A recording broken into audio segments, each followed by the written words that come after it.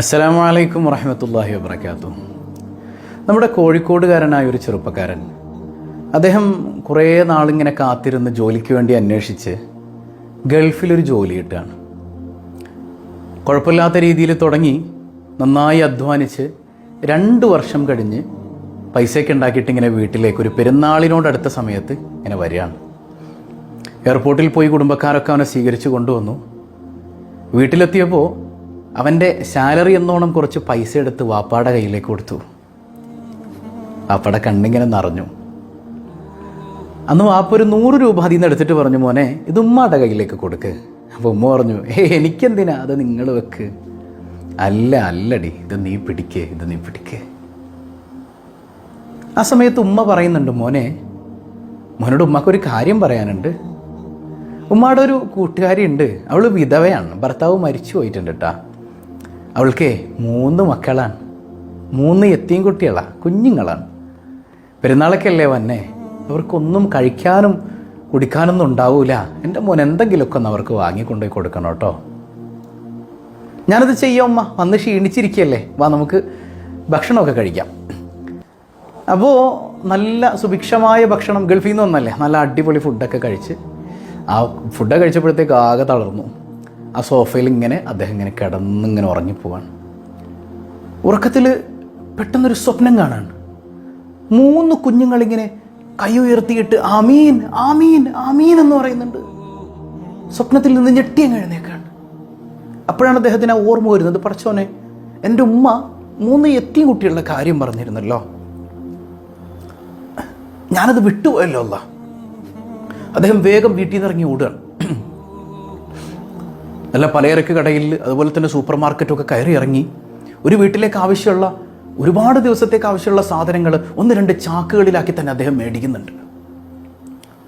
അപ്പോഴേക്ക് ചെറിയൊരു ചാറ്റൽ മഴയും തുടങ്ങി. അദ്ദേഹം സ്ഥലമൊക്കെ ഉമ്മ പറഞ്ഞത് അന്വേഷിച്ച് കണ്ടുപിടിച്ച് അവിടെ എത്തുമ്പോഴുണ്ട് വണ്ടിയൊന്നും അങ്ങോട്ട് കിടക്കില്ല, ചെറിയൊരു ഇടവഴിയാണ്. അപ്പോൾ ആ മഴയത്ത് വണ്ടി ഒതുക്കിയിട്ടിട്ട് വെയിറ്റിങ്ങിന് തൂക്കാൻ പറ്റുന്നില്ല, അത്ര നല്ല വെയിറ്റുള്ള ആ 2 ചാക്കുകൾ ഇങ്ങനെ മുതുകത്തെടുത്ത് ആ മനുഷ്യനിങ്ങനെ നടന്നു പോവാണ്. വീടിൻ്റെ മുൻവശത്തെത്തുമ്പോൾ ഒരു വീട് എന്നൊന്നും പറയാൻ പറ്റൂല, ഒരു ചെറ്റപ്പുര എന്നൊക്കെ നമ്മൾ പറയുന്ന രീതിയിൽ അത്രയേ ഉള്ളൂ. വാതിലിങ്ങനെ തുറന്നു കിടപ്പുണ്ട്. ആ മനുഷ്യനിങ്ങനെ വാതിലിൽ മുട്ടുമ്പോൾ 6 വയസ്സ് മാത്രമുള്ളൊരു കുഞ്ഞിങ്ങനെ, ഏതാണ്ട് 6 വയസ്സ് തോന്നിപ്പിക്കുന്ന ഒരു കുഞ്ഞ് വന്നു. ആരാണ് കേൾക്കാ നിങ്ങൾ? ആരാണ്? ഞാൻ ഈ വീട്ടിലേക്ക് ഇതേ കുറച്ച് സാധനങ്ങളായിട്ട് വന്നതാണ് മോളെ. വീടിൻ്റെ അകത്തേക്ക് ആ മനുഷ്യനിത് കയറ്റി വെച്ചു. അപ്പം കുഞ്ഞ് ചോദിച്ചു, ഇക്കാക്ക ഇത് തിന്നാനുള്ള സാധനമാണോ?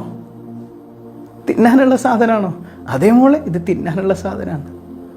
ആ കുഞ്ഞ് ഭയങ്കര സന്തോഷത്തിൽ വിളിച്ചു പറഞ്ഞുകൊണ്ട് ഓടുന്നുണ്ട്, ഉമ്മ ദേ മലക്ക് വന്നിട്ടുണ്ട് ഉമ്മ. അദ്ദേഹം ഇങ്ങനെ ഞെട്ടിത്തെരിച്ചു നിന്നുപോയി. വല്ലാത്തൊരു അനുഭൂതി, തൻ്റെ ശരീരത്തിൽ എവിടെ ഒരു പ്രകമ്പനം പോലെ. ബാക്കിയുള്ള 2 കുട്ടികളും കൂടെ ഓടി വന്നു.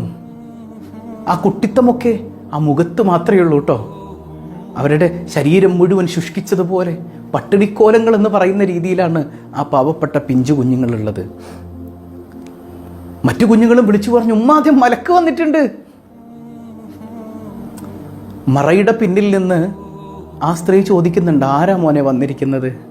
ഉമ്മ, ഞാൻ നിങ്ങളുടെ കൂട്ടുകാരി ഇന്നാലിന്നാളുടെ മകനാണ്, കുറച്ച് സാധനങ്ങളായിട്ട് വന്നതാണ് ഉമ്മ. അൽഹംദുലില്ലാ, എൻ്റെ പൊന്നു മോനെ, അള്ളാഹു അനുഗ്രഹിക്കട്ടെ.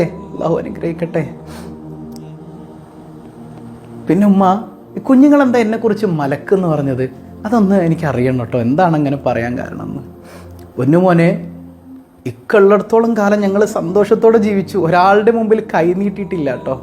മൂപ്പര് മരിച്ചപ്പോൾ കുറേ പേരൊക്കെ സഹായിച്ചു, അവരുടെയൊക്കെ കനിവ് കൊണ്ട് തന്നെ ഞങ്ങൾ ജീവിച്ചത്. പക്ഷേ കുറേ നാൾ കഴിഞ്ഞപ്പോൾ അവരും മടുത്ത്, പിന്നെ ഞങ്ങൾക്ക് പോയി കൈ നീട്ടാനുള്ള മടി കൊണ്ടാ 1-2 ദിവസമായിട്ട് എൻ്റെ കുഞ്ഞുങ്ങൾ പട്ടിണിയായിരുന്നു.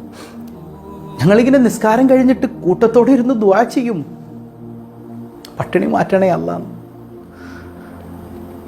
എൻ്റെ കുഞ്ഞുങ്ങളിങ്ങനെ കരയാൻ തുടങ്ങിയപ്പോൾ ഞാൻ പറഞ്ഞു, മക്കൾ വിഷമിക്കണ്ട, അല്ലാഹു തആല നല്ല ഭക്ഷണമൊക്കെ ആയിട്ട് പടച്ചോൻ്റെ മലക്കിനെ പറഞ്ഞയക്കും, എൻ്റെ മക്കളെ ആശ്വസിപ്പിക്കാൻ പറഞ്ഞതാണ് ഞാൻ. എൻ്റെ മോന് ഭക്ഷണമായിട്ട് വന്നപ്പോഴേ കുഞ്ഞുങ്ങൾ കരുതി നീ മലക്കാണെന്ന്.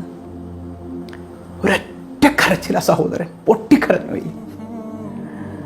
എൻ്റെ ജീവിതത്തിൽ ഞാൻ ഇതുവരെ ഇത്രയധികം ഒരു സന്തോഷം നിറഞ്ഞ ഒരവസ്ഥ, മനസ്സിന് ഇത്രമേൽ സന്തോഷം നൽകിയ ഒരവസ്ഥ ഞാൻ ഇതുവരെ അനുഭവിച്ചിട്ടില്ല. ഇത്രമേൽ വലിയ സംതൃപ്തിയും ഞാൻ അനുഭവിച്ചിട്ടില്ല.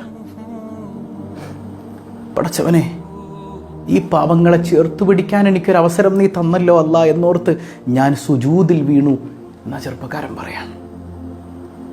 ഒന്ന് ചിന്തിച്ചു നോക്കിയ സഹോദരങ്ങളെ, നമുക്കും ഇങ്ങനെ മലക്കാകാൻ പറ്റും. ഒരുപാട് കുഞ്ഞുങ്ങൾ, പ്രയാസങ്ങൾ സഹിക്കുന്നവർ, പട്ടിണി കിടക്കുന്നവർ, ഭർത്താവ് മരിച്ചുപോയ വിധവകൾ. ഇന്നത്തെ കാലഘട്ടത്തിൽ ഏറ്റവും വലിയ ജിഹാദ് എന്താണെന്ന് പുണ്യനബി പറയുന്നുണ്ട്. അത് വിധവകളെ ചേർത്ത് പിടിക്കലാണ്, അനാഥരെ, അഗതികളെ ചേർത്ത് പിടിക്കലാണ്, അവരെ സഹായിക്കലാണെന്ന് മുഹമ്മദുർ റസൂലുള്ളാഹി സ്വല്ലല്ലാഹു അലൈഹി വസല്ലം. ബദരീങ്ങളോടൊപ്പം പാവങ്ങളെ സഹായിക്കുന്നവർക്ക് സ്ഥാനം. നമുക്കും ആകാം എങ്ങനെയുള്ള മലക്കുകളൊക്കെ.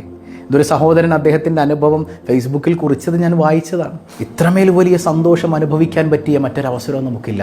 പാവപ്പെട്ടവരെ ചേർത്ത് പിടിക്കുക. ഭർത്താവൊക്കെ മരിച്ചുപോയി, എല്ലാവരും സഹായിക്കുന്നുണ്ട് എന്നുള്ളൊരു തോന്നലിലായിരിക്കും നമ്മളുണ്ടാവുക. അവർക്കൊക്കെ ആവശ്യമുള്ളത് കിട്ടുന്നുണ്ടാവും. അങ്ങനെ ഒരു ചിന്ത നമ്മുടെ കൽബിൽ വന്നു പോകല്ലേ. കുറേ നാൾ കഴിയുമ്പോൾ ആരും തിരിഞ്ഞു നോക്കാനില്ലാതാവും.